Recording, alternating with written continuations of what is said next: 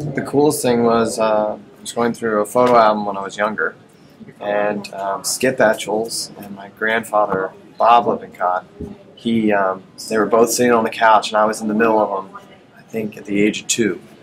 Really young, just in my baby clothes and a blanket, and just sitting on right in between both of them, and they were the two biggest boat builders here on the East Coast.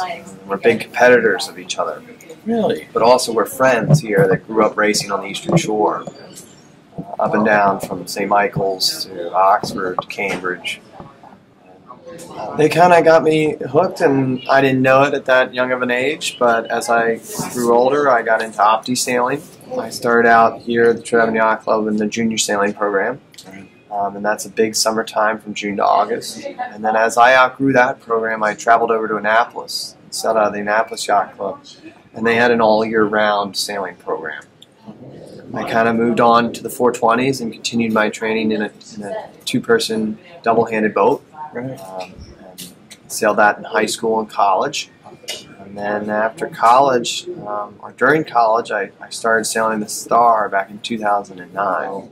Did you have to work your way up to a Star in a way? Yes, I had to work up through junior sailing, and Star is a two-person boat. It's usually for some massive cruise. Right. I'm still on the small side, but one of my uncles, Uncle Jimmy, Jim Lippincott, was skinny just like me. So I had that in the back of my mind saying, well, if he was skinny, I could be skinny and do it as well. Yeah. Just have to find a big, strong crew. Because most of the other teams are going to be at max weight. So the maximum, they have a max weight, and it's a ratio.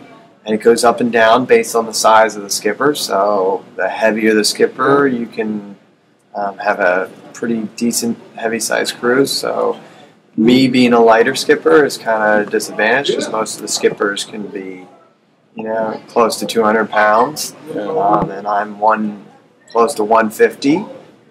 So I'm pretty light for my age. So it's definitely a challenge, but I look at it as that's part of the fun.